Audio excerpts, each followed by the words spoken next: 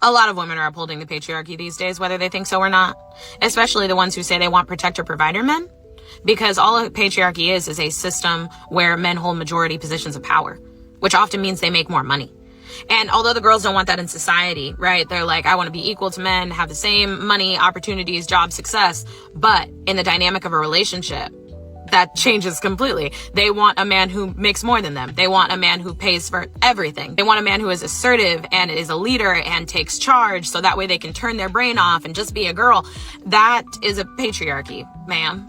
You want a patriarchal relationship. And I don't even say that as a diss. Like, I don't think patriarchy is this big, bad boogeyman that the feminists are making it out to be. Nor do I think it needs to inherently be oppressive, right? Because then a matriarchy would also inherently be oppressive towards men. And I think both of those systems can exist without the oppression. Now, of course, humans are flawed, and we haven't found out a way to successfully do that other than our modern society that we have now. But now that we have this modern society, stop asking for the men to do all of the things. If you don't want them to have the power, don't ask them to spend the money. That only makes sense. And a lot of these modern women are continuing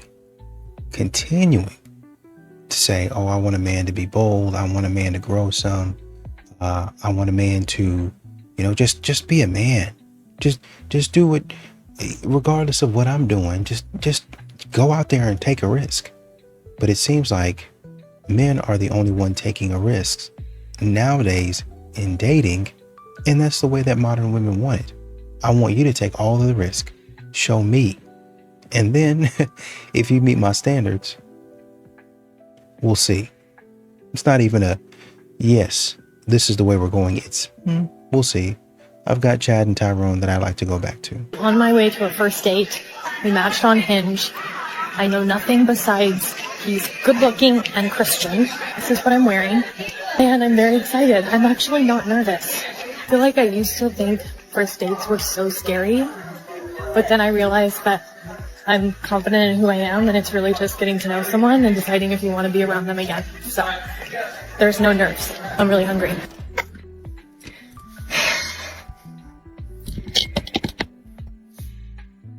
That did not go well.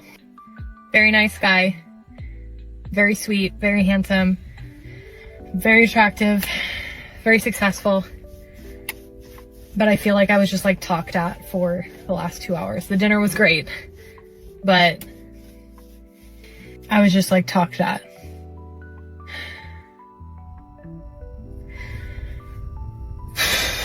Okay, not compatible. On to the next. So you're telling me that as a woman, you find a man that is religious like you, that is successful, and that is good looking. Okay, that is already somewhat hard to find. And men, you can attest to this too, because I think that it's the same thing. You have a hard time finding those types of women. But then you go on the date and those things are confirmed. Those great things are confirmed. It's not like he shows up and he doesn't look like how he looked in the photo. How to stop being a simp, explained by Kanye West's first rule. Don't chase what don't clap when you win. You buy her flowers, she don't even post the stem. You wrote her a paragraph, she sent back a K. I wrote runaway and still got played. Being nice ain't the issue, being desperate is she ain't ignoring you cause you're kind. She's ignoring you cause you ain't him. You begging for attention, I was building a brand. I turned heartbreak into headlines, pain into demand. I don't be the guy in a phone named Maybe. Be the guy on her playlist who dropped classics like 808s and Heartbreak, then dip like Jesus. You wanna stop simping, start producing, not beats. Value, send this to a simple who needs to start hanging out with the fellas again. And men are looking, because a lot of modern women, they're excited, they are enthusiastic, and they're trying to create vibes. And what men are noticing and what's making them, and this is what, the vibes were off. He doesn't really feel like he's romantic, felt like more like he was a friend. In some instances, that's a man being cautious and saying, is she really like this, or is she just putting on? That would be a woman's form of love bombing. You'd be love bombing a man. Oh, I'm so into you, I'm so interested. When really you're not interested. You just, trying to put your emotions out there and act like you're so excited to get him to pay for that expensive dinner. like the misogynists are going to eat me up for saying this, but I feel like one of the most empowering things a woman can do is be a single mother. Aside from being child-free and never marrying, and the woman who lives a life of leisure while she's married and still remains child-free, I feel like third place definitely goes to single moms, but society loves to bash women with kids so much that y'all don't want to admit it. There is nothing like a one-and-done mom or a woman with 2 kids tops who has her own financial income, her own financial freedom, and she's thriving in life still with her autonomy. There's nothing like it. I don't care what y'all say. Even though studies suggested children raised without their father are 3 times less likely to graduate high school, 3 times less likely to be in a healthy relationship of their own, 3 to 5 times more likely to end up in jail or prison back and forth, that suggests that a donor is prevalent to having a father around. But let's go a step further. Translation to this entire video: I got caught up with children inside of a horror phase. And the only way to make up for it is to say that I'm okay with it. To say it's what I prefer. Since I can't undo it, now the only thing that I can do to save face is live the life of a and project onto people that I did it on purpose. Back to the streets with you.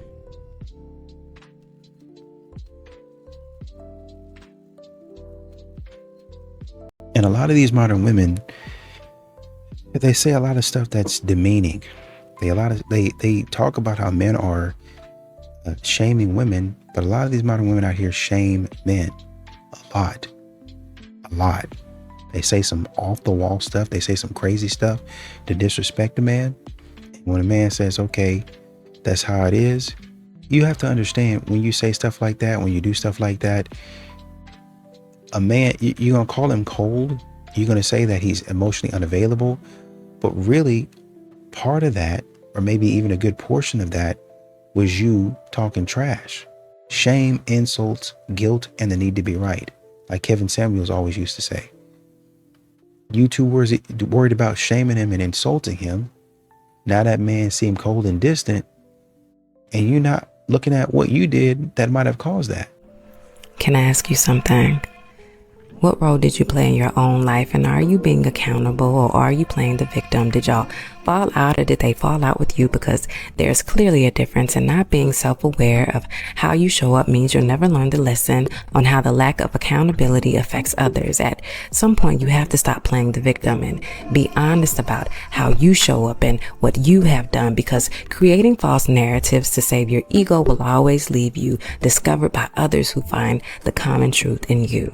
Stop playing yourself and be honest. You can lie to others, but you should never lie to yourself. Now tell me again, what role did you really play? Why do men not yearn for women anymore? I saw this post that went viral. This lady said she had never really been yearned after, and she probably never will. And she said she was okay with it. She clearly wasn't, and it's okay not to be okay. But I want to help that woman and so many women like her that are in her shoes. So I'm going to give you a few reasons why you might feel men are not yearning. Number one is you have to leave something to the imagination. Way too many women have been lied to, and they are conflating the definition of with sexy. You can be sexy without showing everything, and I do mean everything. I mean, to even call some of the things that women wear would be anatomically incorrect. Like, I can't even call them booty shorts no more. I literally see your anus. I should not be able to see your clitoris, ma'am. I'm talking about if you breathe wrong, I can see your move. That's not going to attract what you want to attract. How you dress is the way that you will be addressed. So if you are on an abstinence journey or a celibacy journey, you should look like it. If you want a man not to expect, you should not be showing that you want that type of attention. Number two is you have to have something to yearn after. You have to show your character. You actually have to have hobbies outside of the degree that you studied for, outside of who are you as a woman, not as a potential wife, not as a current mother. Who are you? What do you like to do? And some women can't answer that. So how can you possibly have a man to yearn after you when you don't really know who you are? And that's not your fault. I'm not blaming women. I'm just saying that if you want to find the man who is going to love every part of you, you first need to find out every part of you. Until then, it's going to be hard for a man to love that if you don't even know that. Speaking of knowing, I know that you should have already followed your boy. If you haven't, click that handsome picture right there. Follow me, repost this video, and I'll see you later. And you know, y'all keep on thinking because a man is opted out of dating and just stopped dating, that the man is bitter, that the man just hates women, when it's really just a cost-benefit analysis. That's it. Am I getting what I put out? And if I have to look at myself and say, I need to do better, well, maybe I don't need to be dating at that point in time. So that's one way. But if I look at myself and I'm saying, okay, I've got a couple of places that I can improve, right? But, you know, I'm kind of still looking. But when I look out there and I see maybe 2 or 3 things that I have to take care of versus you thinking that you're better than me, and you saying, well, you got 10 things to take care of and I have none. I have none to take care of. A man is going to look at that and be like, delusional. So she says, I have tons of things to take care of, but she has none. I'm self-aware. I know there's probably a handful of things that I could do better, but she's saying she ain't got nothing to improve on. She's not even standing there thinking about what she can improve on. It's time for me to go sit down somewhere. So I was warned since my last video to be careful that I could be called a pick-me for saying the things that I said. What I said was simple, that dating today is like the job market, that most women are chasing after the 10% of men. That's not an attack on other women. That is a reality, and a reality that we all can have a very healthy debate about, but it's hard with words like pick me, right? I feel like what it was once meant for, it no longer even means that, because today it's almost like a catch-all word. So anytime a woman talks about something that makes other women uncomfortable in regards to dating, or is like, shh, you're not supposed to really talk about that, that word just gets put out there, which is like silence, shut up. And this is the problem with that, because if that's what's happening, then guess what? We're not learning anything. We're not learning the truth. So if somebody decides to call me a pick me, I'll happily wear it, because I'd rather have that than be in denial. Oh my God. Listen, I see you from afar and I had to come over to say you are strikingly beautiful. Well, thank you. I mean, seriously, you look like you could be my future, my brookie love, baby. Well, the fact that it took you so long to come over here is diabolical. Diabolical? Were you a scientist? Anyway, my name is JB Brown. What's your name? Nice to meet you. Lights, water, gas, and rent. You want to pay one? Light, water, gas. Okay. Wow. I tell you what I can do, right? How about I pay your tab? Can I get her tab? I'll take her tab tonight. It's right here. Oh, it's right here? Oh, you had it ready, didn't you? Okay. All right. So what I'll do for the inconvenience, Miss Light, water, how about I take care of your tab tonight? How's that? Well, thank you. It was just the procrastination for me. That's it. I mean, all right. Well, listen, I'll bid you a good night. It was nice to meet you. Oh, wow. That's it? A real man would have tried to get to know me. A real man just tried. All right. Have a good night. Look, that guy. Wow. Okay. And women today, like the modern women, they want the aesthetics of what a man is, but they actually don't want a man because they don't want to be submissive. And I know that's a word thrown out there. Women get scared of that. Explain what you mean by submissive for those unaware. Submissive as in respect. Being the peace, the calm, always. Right? So if a lion is roaring, you have to learn how to quiet, you know? So it's just like women don't want to be submissive. Women don't want to be corrected. We're the only nation of women that say they don't need a man. And you have all these other nations, those women aren't saying that because they know the greatness and the importance of a man being around. Not just financially, but for beyond that. It's beyond finances. It's for the structure. It's for the balance.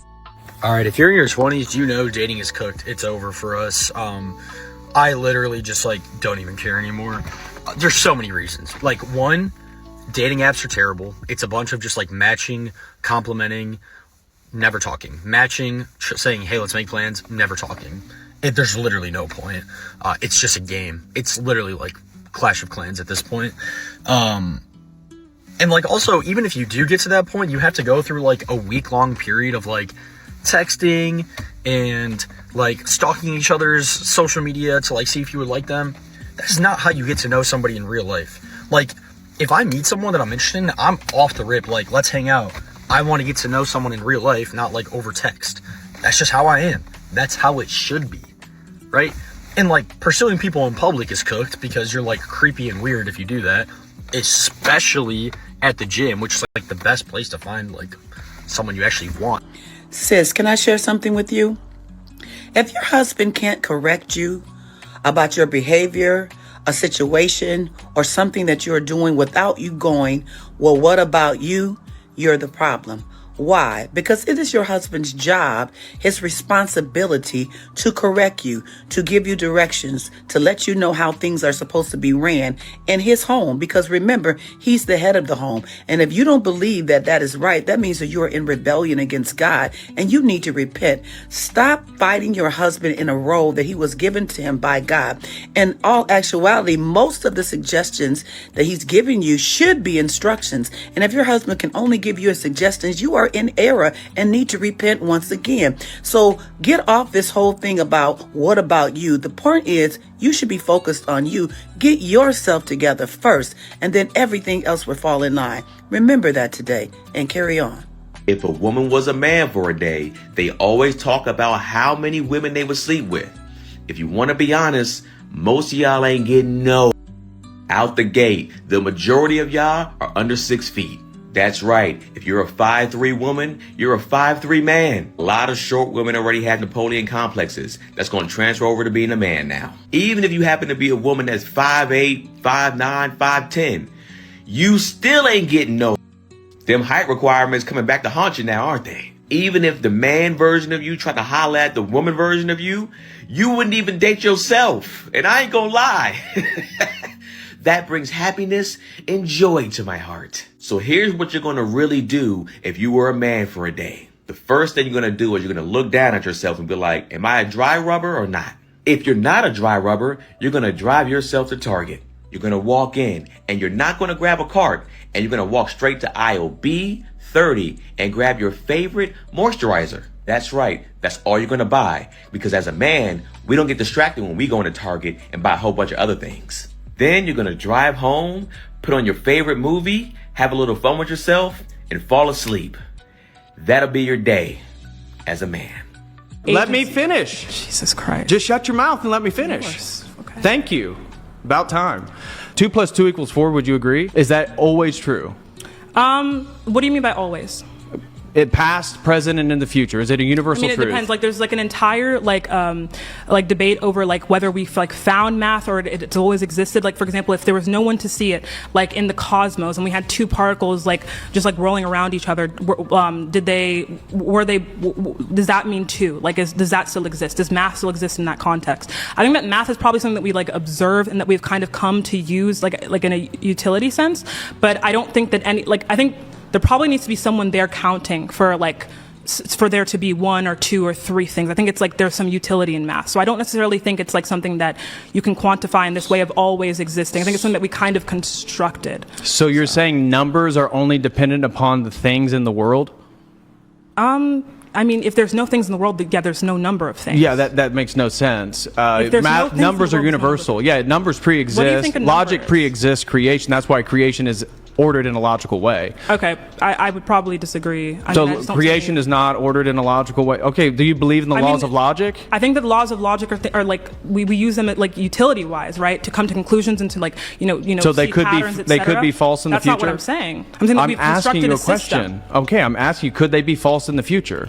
Men have become so sensitive that every time their women express the way that they make them feel, they feel like they're being attacked. She's not attacking you. She's trying to teach you how to properly love her. She's trying to teach you how to properly nurture her, but your wounds, your ego, your pride have you on the defense. Be quiet. Shut up. Everything does not need a rebuttal. This woman is coming to you, and she should have a safe space when she's able to express her feelings, her needs, and her wants. When a woman stops expressing her feelings because she no longer feels heard, it's over. When a woman emotionally detaches from a relationship, you already lost her.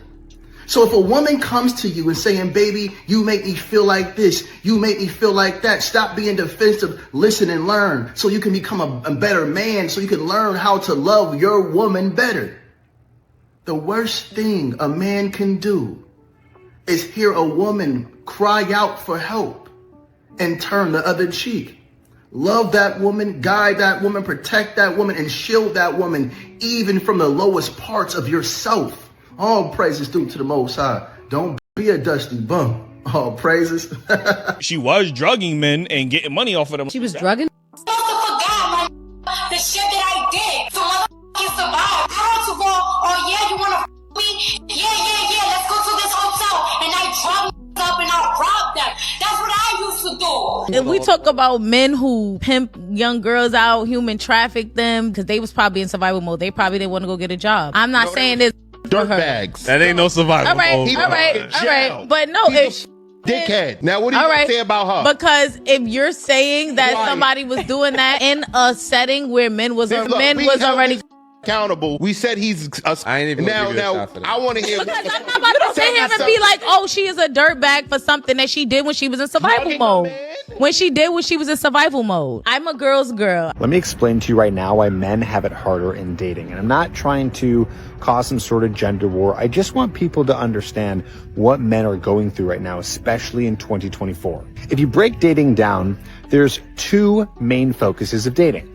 One is getting some traction with people. So you are actually getting some traffic. You're going on dates. You have opportunities to even get a date. That's part one. And then part two is filtering. It is feeling out if this person is going to be a good fit with you. If you vibe with them, you want to see if it's a good match. So again, part one is getting people in the door. And part two is this person a good match? Now, with that being said, men have to do parts 1 and 2. Women only have to do part 2. Let me explain. You see, women get hit on all the time. They get DMs, they get approached, they have lots of options online. Men at default do not have that. So women only have to focus on one part, and that is the filtering. Men have to focus on both parts. They need to get to the point where they actually have enough options. Now, I can hear women now, they say, well, yeah, I have all these options, but none of them are good. Well, what do you think the guys are going through? When a guy gets to the point where he has a lot of options, there's also not a lot of good options. None of us have good options. There's only going to be a select few people that we actually match with. So I finally watched the Natalie Nunn and Cam Newton interview, and I must say, all y'all on TikTok are stupid. And at this point, I've come to the conclusion that they don't got their fathers because these baddies need some daddies. How can y'all sit here and say that Cam Newton was manipulating his... He couldn't even say a word, and it was his show. So I have a couple things to say pertaining to the interview. And I wrote some notes down, but I don't even think I need my notebook because it's on my brain right now. First and foremost, Natalie Nunn, what the is wrong with you? She is prime example of how just don't know how to shut the up. Like, you weren't doing nothing but being loud and wrong. Talking about money this, money that, money this, money that. All you talked about was money. What else do you have? Do you have substance? Do you have logic? I don't think so, because you didn't use it. You don't even know how to read the room. You over here this is what she did. She was in her car on her way to that interview, and she Googled Cam Newton and was like, let me see what dirt I could get on him, because I know he gonna say something to me, and I need my lick back. You be weird. Natalie, we know you're a hoe. We seen your OnlyFans. You're on all these on OnlyFans. Let's stop acting like your husband and your daughter don't see this. Your daughter's old enough. She got an iPad. The internet is and these kids nowadays are way more advanced than we were as kids. They're nosy as So what you think you're trying to hide, we already know. Talking about Baddies is a show for women empowerment and to help women build confidence and character. Shut the up. How the f building confidence and character and y'all ripping out their hair from the scalp on national television? How the f are y'all working on character, confidence, and woman empowerment when y'all do nothing but bring down? Make feel like, boy, I'm gonna tell you this. If they ever some men are great actors. They prey on some women who are weak too. Some men can meet a woman and see everything that she's missing or what she's lacking, and they can try to manipulate or pull off of those things that they know is wrong. Women have to start taking accountability, y'all. It's at the point when it comes to women and the lack of accountability. If other women can't hold you accountable, then who gets to hold you accountable? You are responsible for the person that you choose. I don't give a how much he acted. Because at the end of the day, we all got multiple personalities. Everybody has a dissociative identity that they revert to feel safe in the moment or to get what they need. It is your job to feel into your spirit and to tap into God. Is this the person that I'm supposed to be talking to? Is this the person that's aligned with my spirit? And so what happens is you don't hear what a person actually says. Your wounds make you hear what you want to hear, what you need to hear. Absolutely. And that's so what I was just saying. is red flags are no longer red flags. They look like green. A person who is void internally will look for crumbs from anybody they can get them from. And when you're a person who has not been fulfilled emotionally with love, you're love deprived, have a person come to you with crumbs and it'll look like a whole feast. That's your responsibility to take a look at what within me did not see that red flag. What within me was willing to look past all of the things that I saw, but now you're in a relationship and you're mad about it because it's clear that you avoided all of those red flags. That's an internal accountability. We can't put that on nobody else. People act all day long. When I was dating in my 40s, I did an experiment where I lied about my age. I was 45 and I said that I was 35.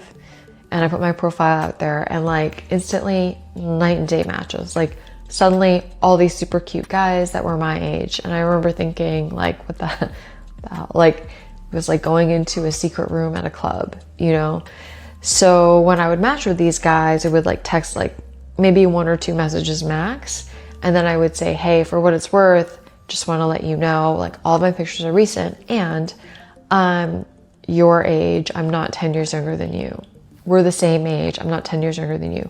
I'm only 3 years younger than you, not 13 years younger than you. And I would put it in that way to just kind of show the other person, we went to the same high school. We are in the same zone. We are pretty similar. I'm not too old for you. A lot of times it worked. Went on lots of dates and met some really cute guys that were my age. That felt really good. The caveat, and really big caveat to all of this, is my boyfriend now, we are exactly the same age, and he was somebody who did not want to date someone 10 years younger. So had I been lying about my age when we were on the app, I never would have met him because I wouldn't have popped up in his search criteria. So it's I don't know.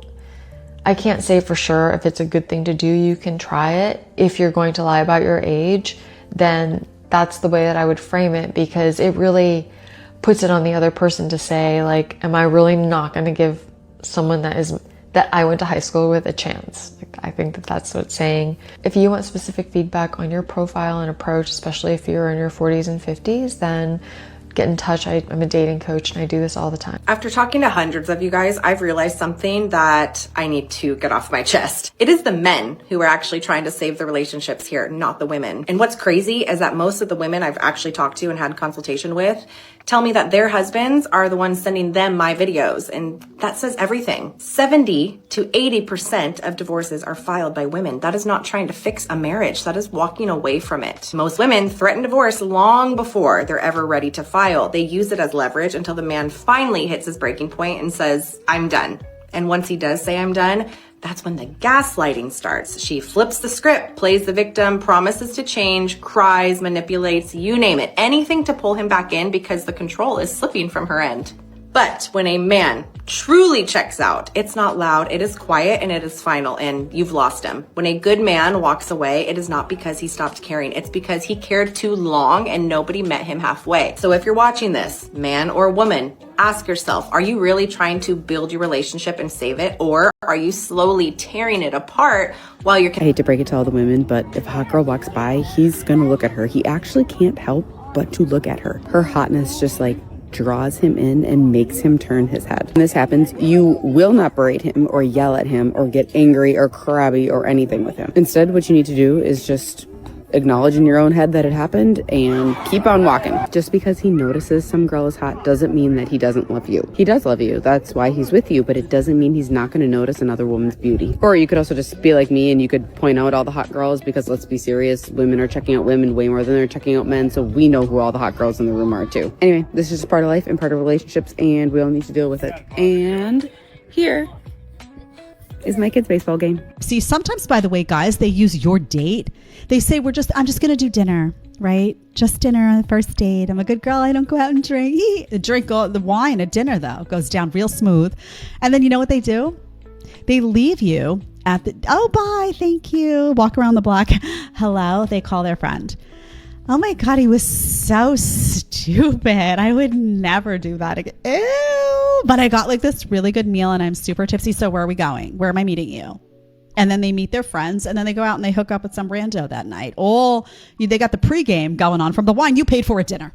Listen here, ladies and gentlemen too. You know, if you was a hoe and then you finally find that person or like a good person, you gotta stop. All right, you just gotta stop. Cold turkey. You weren't ready to stop, homie. But now you got this good person in front of you and you really want this person, you don't want to lose this person. You gotta stop. Okay? You can't serve two masters. You can't be dibbling and dabbling. You just gotta stop. Or you're gonna lose your good person because you was trying to have one foot in, one foot out. You gotta hop out the hole. Hop out the hole. Get out of there. Stop. I'm telling y'all, man, y'all be trying to be slick and try to work both angles and y'all lose good people cause you just don't want to stop. And modern women, they get wrapped up in this fantasy where they want men to continue to beg and plead and, like they say, carry out a boombox or something like that in a window at 12 o'clock at night.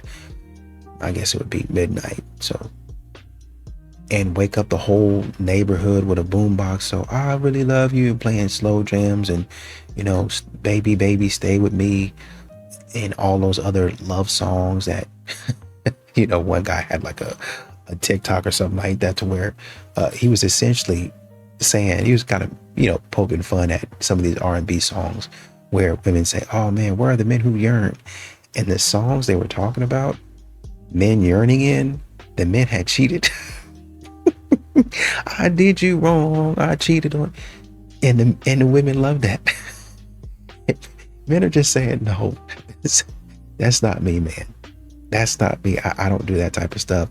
I don't get involved in that type of stuff. Number one. Number two, it ain't no reason for me to continue to try to prove myself and try to, every single time, it's always me having to say sorry. It's always me having to apologize because I'm always the one doing wrong. You never take any accountability, man.